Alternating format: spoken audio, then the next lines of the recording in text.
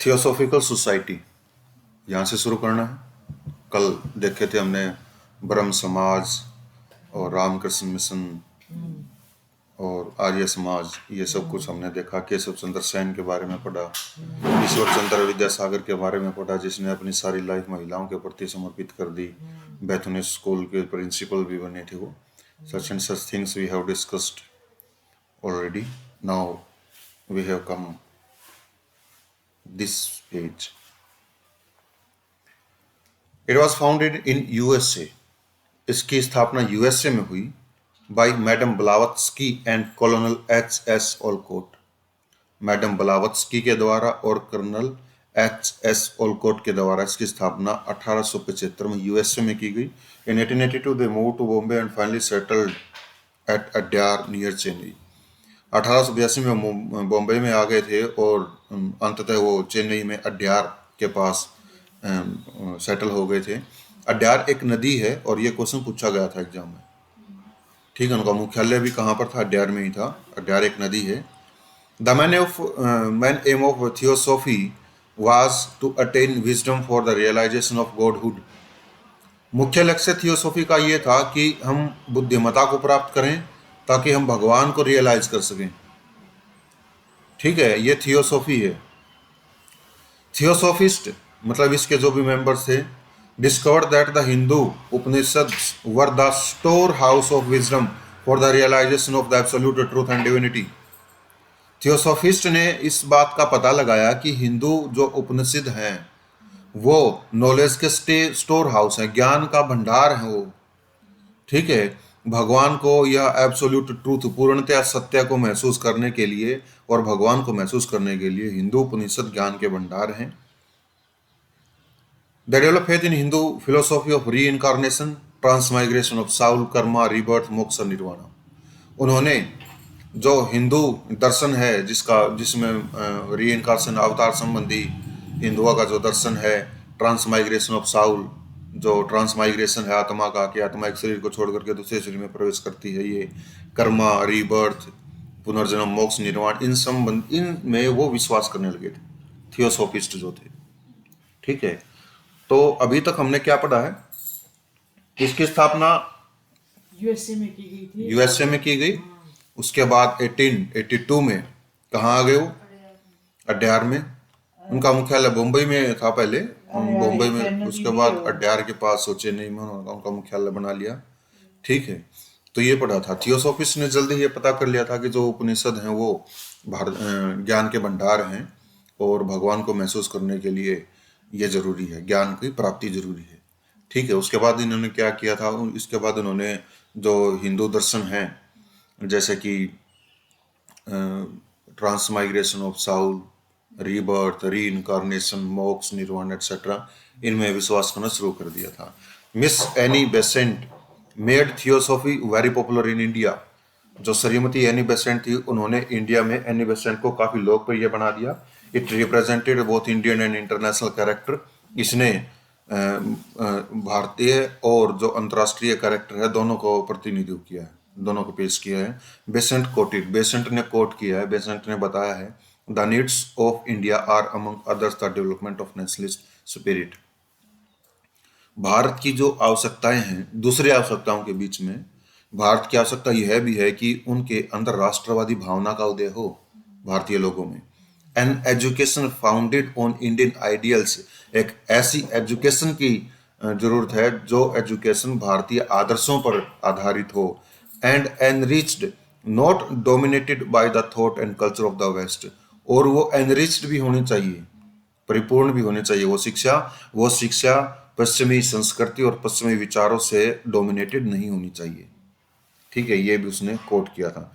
The society conducted researches on Hindu religious thoughts. इस society ने भारतीय हिंदू धार्मिक विचारों पर रिसर्च किया, अनुसंधान किया।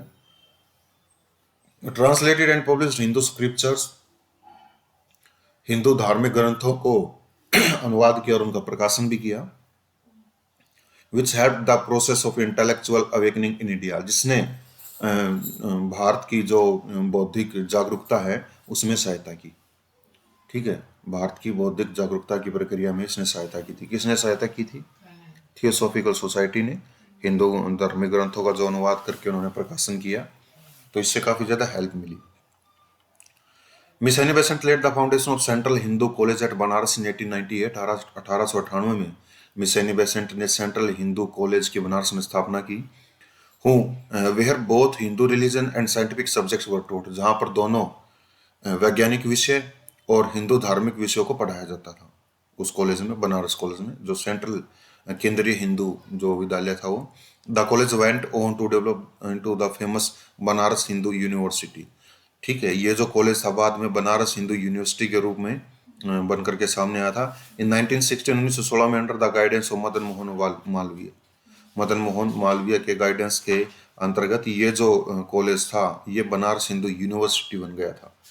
ठीक है, एनी बेसेंट ने आत्मीय सभा की भी स्थापना की थी और तिलक के साथ साथ ही की थी। इसके बारे में हम आगे पढ़ेंगे। तिलक की जो होम रूल लीग, आत्मीय सभा नहीं, होम रूल लीग। ठीक है, और उसकी जो होम रूल लीग थी उसकी जो ब्रांचेस थी 200 प्लस कुछ 200 के आसपास कुछ ब्रांच थी, जहां पर तिलक की जो ब्रांच थी वो 6-7 थी। ठीक है, प्रार्थना समाज 1867 में इसकी स्थापना की थी।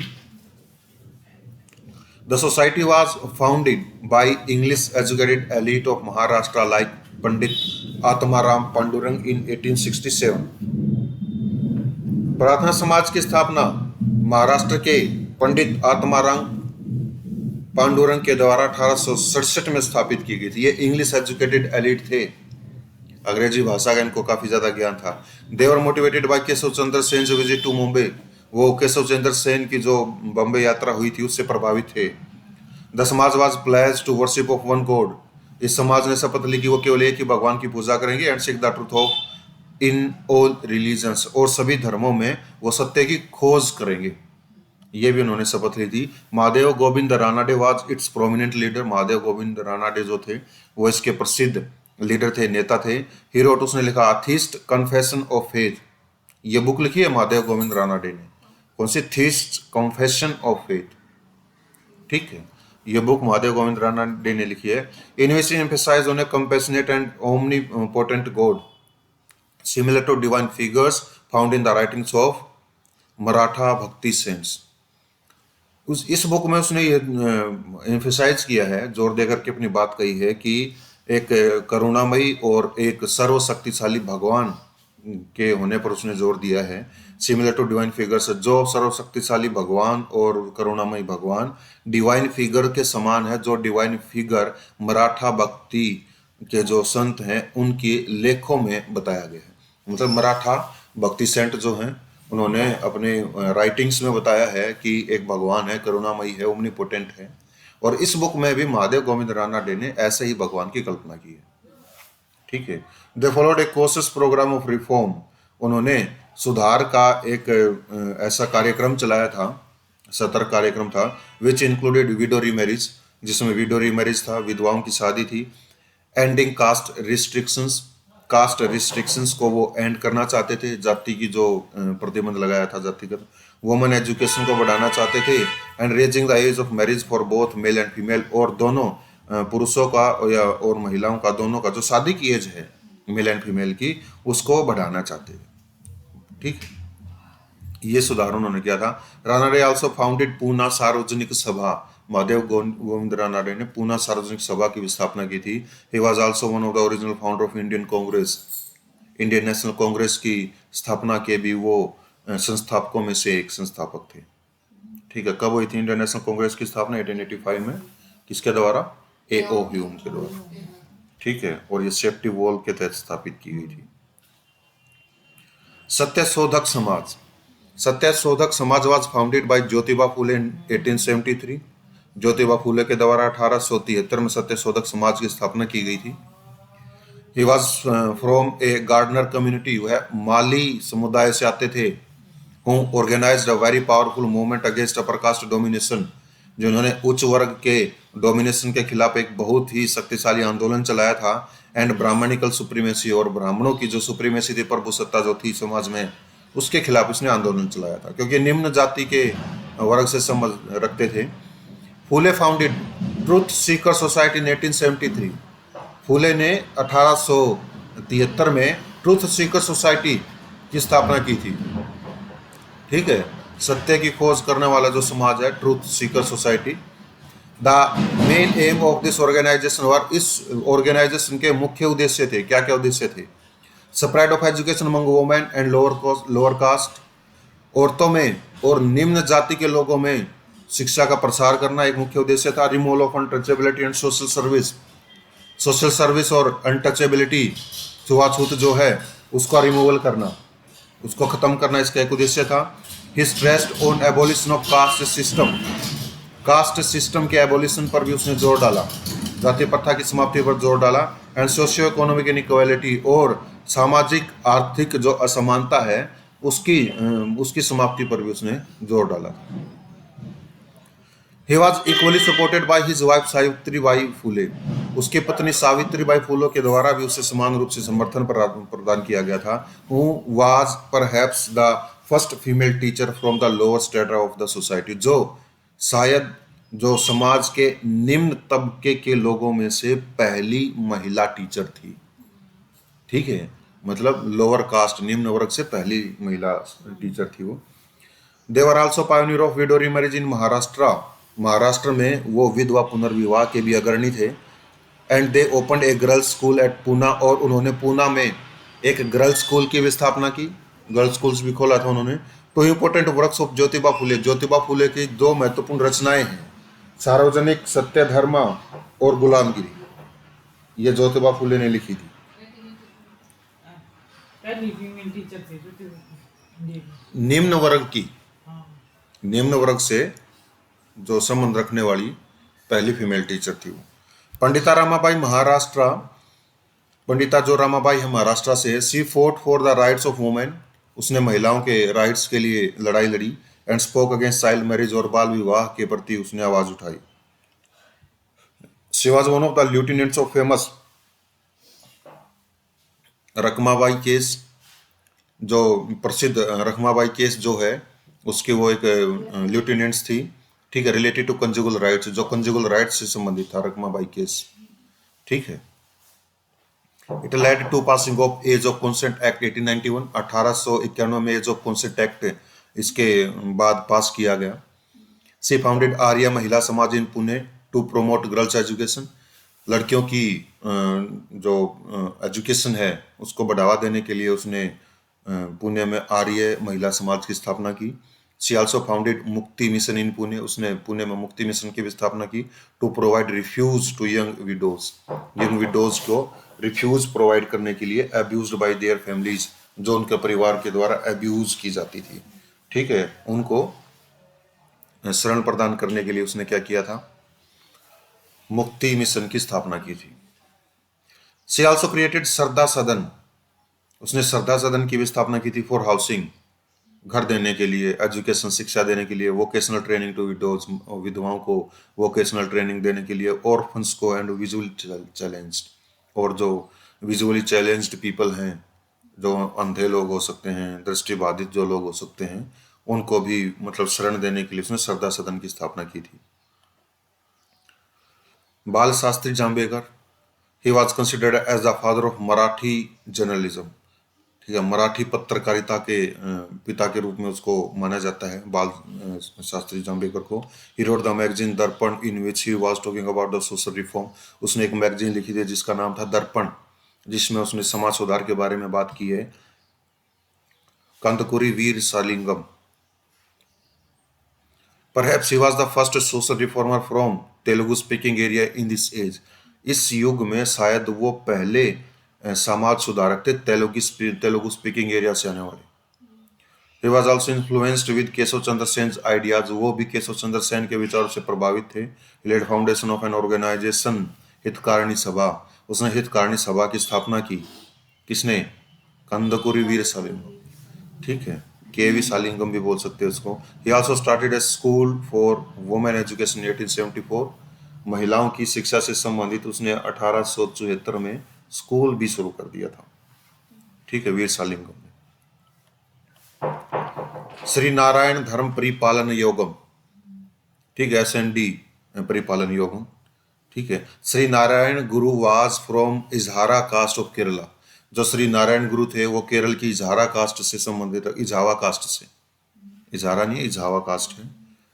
विच constituted near about 26% of Kerala population, जो लगभग केरल की 26% जनसंख्या बनाते थे। इजावा कास्ट जो थी वो, उस इजावा कास्ट से श्री नारायण गुरु संबंध रखते थे। And they were considered as untouchables, और उनको अनटचेबल समझा जाता था, अछूत समझा जाता था। नारायण गुरु स्टार्टेड SNDP योगम इन 1903। नारायण गुरु ने SNDP योगम की स्थापना 1903 में की, शुरू कर दिया था ये। ठीक है, श्री नारायण धर्म परिपालन योगम की। He took up the issue like right of admission to public school. उसने इन बातों के को लेकर के आवाज उठाई थी, जैसे कि सरकारी स्कूलों में एडमिशन का अधिकार हो, रिक्रूटमेंट हो टू गवर्नमेंट सर्विसेज, सरकारी नौकरियों में भर्ती का अधिकार हो, एक्सेस टू रोड्स, रोड पर जाने का अधिकार हो, and entry to temples and political representation, और मंदिरों में और पॉलिटिकल रिप्रेजेंटेशन में उनको अधिकार मिले। इनके लिए इन्होंने लड़ाई लड़ी थी। ही कोइंड द स्लोगन, उसने ये नारा दिया था, one religion one cast one God for Mankind. मानवता का एक ही धर्म है, एक ही जात है और एक ही भगवान है, ये दिया था उसने। विच हिज डिसिपल सहादरन अयप्पन, जिस नारे को उसके जो डिसिपल थे, शिष्य जो थे, सहादरन अयप्पन, चेंज्ड इनटू, बदल दिया इस नारे को उसने, उसके शिष्य ने, किसमें? No religion no caste no God for mankind. भगवान मतलब मानवता का कोई धर्म नहीं है, मानवता की कोई जात नहीं है और मानवता का कोई भगवान नहीं है। ठीक है, उसके शिष्य ने, जिसका नाम था साधन अयप्पन, उसने इस नारे को चेंज कर दिया था। ये था SNDP योगम। इसको बताना SNDP योगम के बारे में क्या कुछ देखा हमने। श्री नारायण धर्म परिपालन योगम, श्री नारायण गुरु ने इसकी स्थापना 1903 में की थी। जावा कास्ट से संबंध रखते थे। केरला में 26% इनकी जनसंख्या थी। इनको अछूत समझा जाता था। ठीक है, और इसने एक फेमस वो दिया था नारा, क्या था? मानवता का एक ही धर्म है, ठीक है, एक ही भगवान है और एक ही जात है। उसका एक शिष्य था अयप्पन, ठीक है, साधारण अयप्पन, उसने इसको बदल दिया था, किसमें? मानवता का कोई धर्म नहीं है, कोई जात नहीं और कोई भगवान नहीं है। ठीक है, इन्होंने समाज सुधार में, मतलब रोड के ऊपर जाना, मंदिरों में एंट्री, सरकारी स्कूलों में भर्ती, नौकरी, वो एडमिशन और सरकारी भर्तियों में उनको ले जाना, मतलब ऐसे ऐसे इसने अपने अधिकारों के लिए आवाज उठाई थी। ये अछूत थे। और सड़कों पे जाने का अधिकार क्यों मांगा था? क्योंकि ये अछूत थे, और उस टाइम पे अगर इनकी परछाई भी किसी के ऊपर पड़ जाती थी तो ऐसा पाखंड था उस टाइम पे, लोगों को स्नान करना पड़ता था। ठीक है, तो अछूत ये लोग थे। और अछूत लोग, जैसे हमने हिस्ट्री में पढ़ा भी था कि चांडाल्स, ठीक है, उनको गांव में एंट्री नहीं होने देते थे, गांव के बाहर ही या फिर शमशान में रहना पड़ता था उनको। जब भी वो गांव में आते थे, ढोल बजाते हुए आते थे, एंट्री की सूचना देनी होती थी। ठीक है, तो ये था SNDP योगम। जस्टिस पार्टी और south Indian liberal federation, justice party famous है इसके रूप में ये। और नवंबर 20, 1916, 20 नवंबर 1916 को त्रिनगर एंड नायर है ये, TM नायर है, एंड P त्यागराजा, ठीक है, TM नायर और P त्यागराजा ने established the first non Brahmanical, ठीक है, in Madras presidency called SIL federation, which later came to be known as justice party. 20 नवंबर 1916 को TM नायर ने और P त्यागराजा ने पहली गैर ब्राह्मणी, ठीक है, मद्रास प्रेसिडेंसी में एक संस्था की स्थापना की, जिसको SIL फेडरेशन कहा गया, साउथ इंडियन लिबरल फेडरेशन कहा गया, जो बाद में जस्टिस पार्टी कहलाई। किसने स्थापना की? TM नायर और P त्यागराजा ने। इन 1920 1920 में justice party entered into the elections also. Justice party ने इलेक्शन की भी स्थापना, इलेक्शन में भी प्रवेश कर लिया था। अराउंड 1937, 1937 के आसपास it came under the influence of Periyar, EV Periyar. ठीक है, 1937 के आसपास ये पेरियार, जिसको EV रामास्वामी नायकर भी कहा जाता है, उसके प्रभाव में आए, and his self respect movement, और उसका आत्मसम्मान जो आंदोलन है उसके भी प्रभाव में आ गए थे। कब आ गए थे?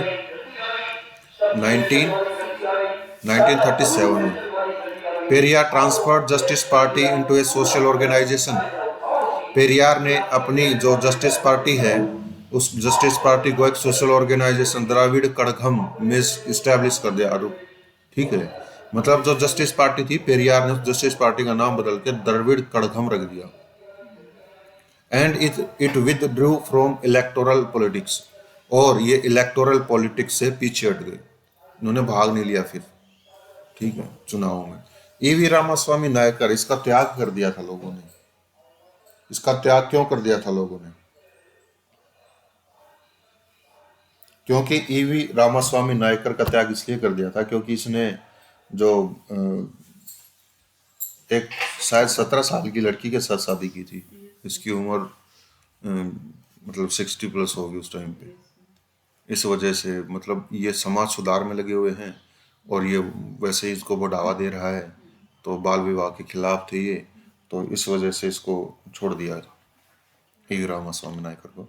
रिफॉर्म्स इन इस्लाम, इस्लाम धर्म में कौन कौन से रिफॉर्म्स हुए हैं उनके बारे में हम देखेंगे। अलीगढ़ मूवमेंट, सर सैयद अहमद खान ने इसकी शुरुआत की थी। Sir Syed Ahmad Khan was a loyal member of judicial services of the government. ठीक है, सर सैयद अहमद खान जो वो थे जुडिशियल सर्विसेज के एक वफादार मेंबर थे, सरकारी जो सेवा थी जुडिशियल सर्विसेज सरकार की। After retirement in 1876 he became member of imperial legislative council in 1878। Retirement 1876 में हुई, इसके बाद वो 1878 में इंपीरियल लेजिस्लेटिव काउंसिल के एक सदस्य बन गए। ही also earn knighthood title in 1888। 1888 में उसे नाइटहुड की भी उपाधि प्राप्त हुई।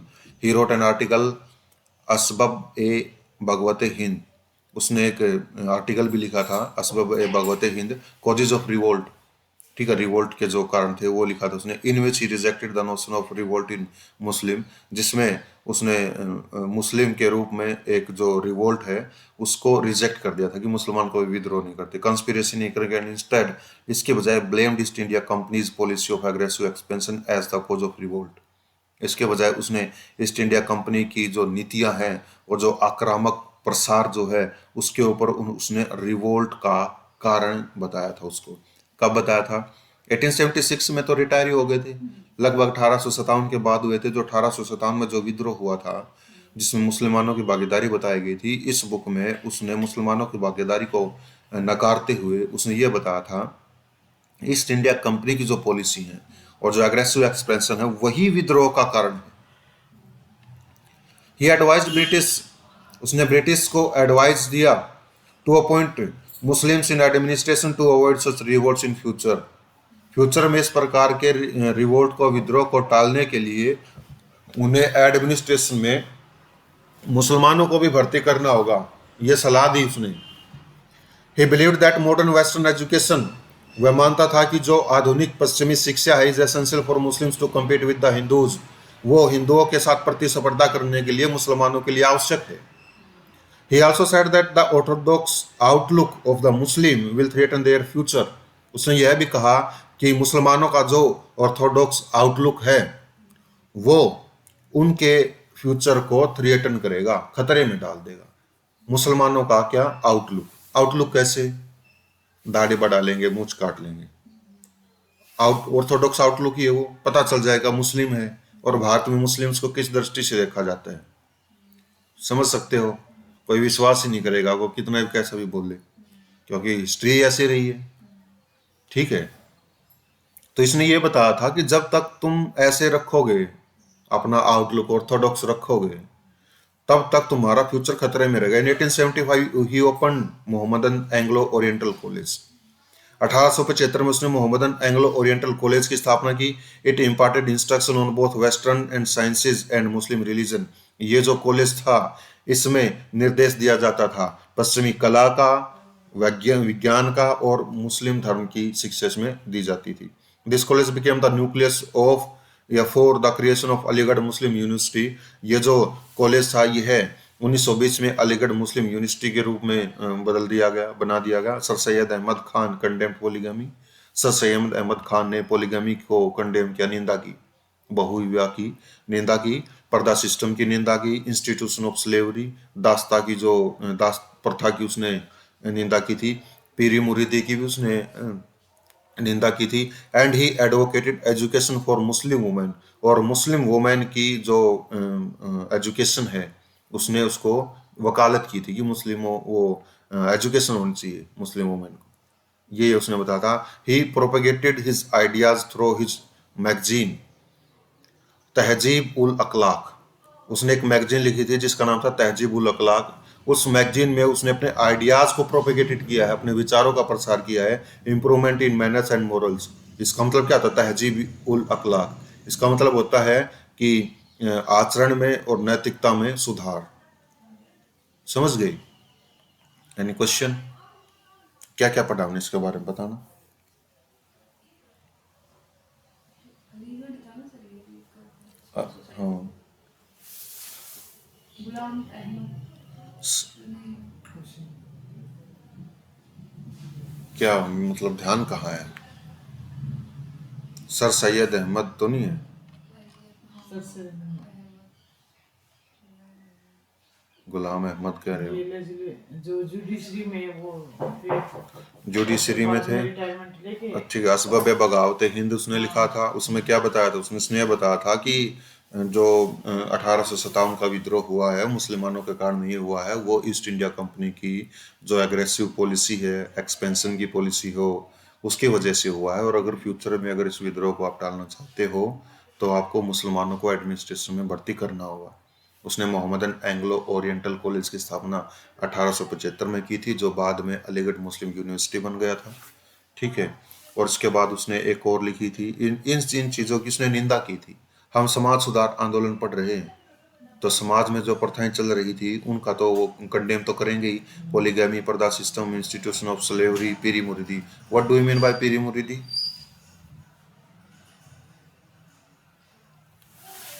मुरीद क्या होता है? होना किसी के मुरीद मीन्स होता शिष्य होना, और पीर गुरु मुस्लिम लैंग्वेज उर्दू लैंग्वेज में गुरु शिष्य प्रथा का भी उसने क्या किया था? सर वो सर सैयद अहमद है या गुलाम अहमद? सर सैयद अहमद। हिंदी में मैंने गुलाम अहमद मिर्जा गुलाम अहमद। देवबंद स्कूल देखो, या दारुल उलूम सहारनपुर में चला था ये। ठीक है, देवबंद स्कूल। कहाँ पे की थी सर स्थापना? किसकी? Aligarh Aligarh Aligarh university, Aligarh Muslim university उसी को बदल अलीगढ़ में ही है। यूपी में है ये अलीगढ़, तालों के लिए फेमस है। आंदोलन कौन सा है सर ये जो अभी पढ़ रहे हैं, देवबंद स्कूल ये? दारुल उससे उलूम। पहले सर उससे पहले जो हमने पढ़ा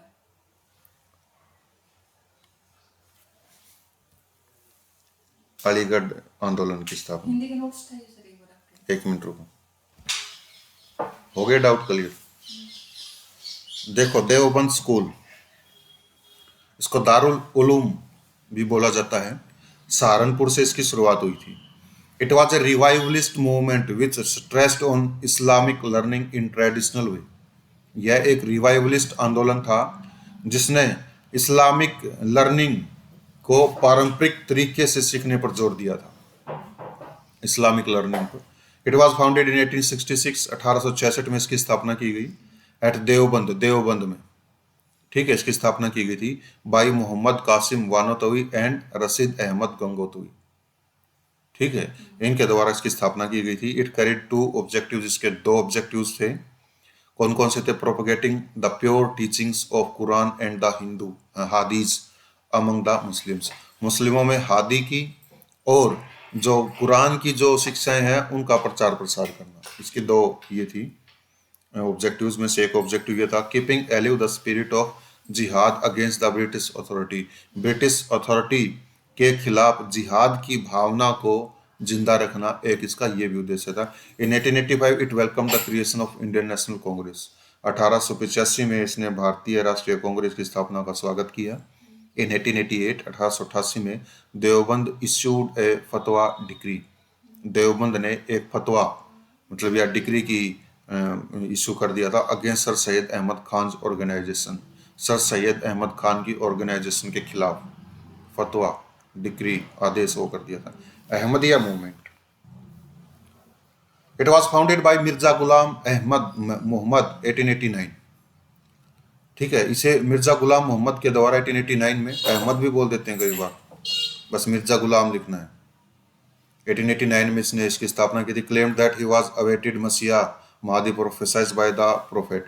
उसने क्लेम किया, दावा किया था कि वो एक मसीहा है जिसका वेट किया गया था।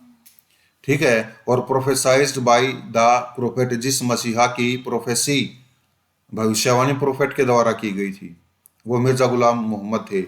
This movement was based on liberal principles and it believed in the universality of the religion like ब्रह्म समाज। ठीक है, यह कुछ उदारवादी सिद्धांतों पर आधारित था और यह मानता था कि जो ब्रह्म समाज है उस प्रकार के धर्म की यूनिवर्सलिटी हो, उसमें विश्वास करते थे। ठीक है, ऐसा धर्म हो जिसकी यूनिवर्सलिटी हो, सार्वभौमिकता हो। इट अपोज जिहाद, इसने जिहाद का अपोज किया, विरोध किया। And stood for modern education among Muslims, और मुसलमानों में जो आधुनिक शिक्षा है उसके प्रसार के लिए आवाज उठाई। रिफॉर्म इन सिखिज्म, सिख धर्म में कौन कौन से रिफॉर्म थे इनके बारे में देखो। द निरंकारी मूवमेंट, निरंकारी आंदोलन चला था। It was founded by Baba Dayal Das who was contemporary of Maharaja Ranjit Singh. इसकी स्थापना बाबा दयाल दास के द्वारा की गई थी जो महाराजा रणजीत सिंह के समकालीन थे। ही believed in one famous God, वो केवल एक ही फॉर्मलेस गॉड में, फेमस नहीं है, फॉर्मलेस है, एक ही निराकार भगवान में वो विश्वास रखते थे कि भगवान का कोई आकार नहीं है। He preached against idol worship of human gurus, उसने जो मानवों के जो गुरुज हैं उनकी जो पूजा कर रहे हो, मूर्ति पूजा कर रहे हो, उसके अगेंस्ट इसने उपदेश दिया था, मूर्ति पूजा का विरोध किया था। वर्शिप ऑफ टम एंड ग्रेव, और कब्रों की और मकबरों की जो पूजा हो रही है उसका भी विरोध किया था। He also introduced simple version of Anand Karaj marriage. ठीक है, उसने जो आनंद करज है, मैरिज शादी जो होती है, इसको आनंद करज बोलते हैं पंजाबियों। ठीक है, उसका सिंपल वर्जन पर इसने इंट्रोड्यूस किया था, मतलब बिल्कुल आम तरीके से शादी करना। ठीक है, in the presence of Guru Granth Sahib, Guru Granth Sahib की प्रेजेंस में। ठीक है, जब भी पंजाबी शादी करते हैं तो यहाँ जाते हैं गुरु ग्रंथ साहिब के पास। ठीक है, ये सिंपल वर्जन है शादी का। यहाँ आओ, हाथ जोड़ो, शादी होगी, चलो मत्था टेको। नामधारी मूवमेंट, इसको कुका मूवमेंट भी बोलते हैं। इट वॉज स्टार्टेड बाई भगत जवाहरमल इन 1840। यह भगत जवाहरमल के द्वारा 1840 में शुरू किया गया था। It became a very powerful socio religious movement under Baba Ram Singh. Baba Ram Singh के नेतृत्व में यह बहुत ही शक्तिशाली सामाजिक धार्मिक आंदोलन बन गया। ये अटैक्ड ऑन कास्ट सिस्टम, उसने जाति प्रथा पर अटैक किया, धावा बोला। अर्ली मैरिज, जो जल्दी शादी हुई थी होती थी, उनके ऊपर भी इसने वो किया, कटाक्ष किया था। एंड फीमेल इन्फेंटिसाइड, और जो भ्रूण हत्या है उसके खिलाफ भी इसने आवाज उठाई थी। They often came into direct confrontation with British, वो प्राय उनका अंग्रेजों से सीधा प्रत्यक्ष सामना हो जाया करता था। इन 1872 1872 में ग्रुप ऑफ 62 नामधारी 62 नामधारियों का एक समूह वर्बलोन उड़ा दिया गया by the cannons for protesting against the British. अंग्रेजों के खिलाफ विरोध करते हुए 1872 में 62 नामधारियों के एक ग्रुप को तोप के द्वारा उड़ा दिया गया।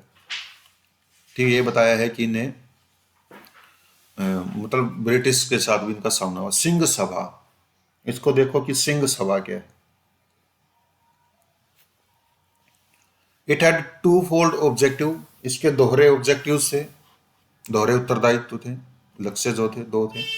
To bring benefits of western education to Sikh community, Sikh समुदाय में पश्चिमी शिक्षा के लाभ को लेकर के आना, उससे लाभ उठाना, एक तो ये था इसका objective. To oppose proselytising activities of Christian missionaries, जो क्रिश्चियन मिशनरीज है, ईसाई मिशनरी जो हैं, उनकी जो धर्म प्रचार की जो गतिविधियां हैं उनका विरोध करना। आर्य समाज एंड मुस्लिम, आर्य समाजों की जो धर्म प्रचार की गतिविधियां हैं, मुसलमानों की जो गतिविधियां उनका विरोध करना। To fulfil their objective Khalsa schools and colleges were established at Amritsar, अपने लक्ष्य की प्राप्ति के लिए उन्होंने अमृतसर में खालसा स्कूल और खालसा कॉलेजेस की स्थापना की थी। First Khalsa college eight Amritsar was established in 1892। Amritsar में पहला खालसा कॉलेज की स्थापना 1892 में की गई थी। समझ गए। Reforms in Parsi religion, Zoroastrian. Parsi religion में या जोरास्ट्रियन में क्या रिफॉर्म्स हुए? Reform in Parsi religion was initiated by दादा भाई नौरोजी, फरदौनजी नौरोजी एंड एस बंगाली। पारसी धर्म में जो धर्म सुधार हुए थे उनकी शुरुआत दादा भाई नौरोजी के द्वारा, फरदौनजी नौरोजी के द्वारा और एस बंगाली के द्वारा की गई थी। They took up the issues like moving away from orthodoxy and education of Parsi women. उन्होंने इस प्रकार के मुद्दे उठाए थे जैसे कि ऑर्थोडॉक्सी से दूर चले जाना, परंपरागत जो धर्म है उससे थोड़ा सा हटना, और जो पारसी औरतें हैं उनमें एजुकेशन को बढ़ावा दिया जाना, ये इशू उन्होंने उठाए थे। दे क्रिएटेड एन ऑर्गेनाइजेशन रहनुमाई मजदा स्नान सभा। उन्होंने एक ऑर्गेनाइजेशन की स्थापना की थी जिसका नाम रहनुमाई मजदा स्नान सभा है। 1881 में इसकी स्थापना की थी। आई रिलीज द मैगजीन रास गुप्ता, और उन्होंने एक पत्रिका को भी प्रकाशित कर दिया था जिसका नाम है रास Gupta. Any question? Factors favouring rise of nationalism, ये नेक्स्ट क्लास में।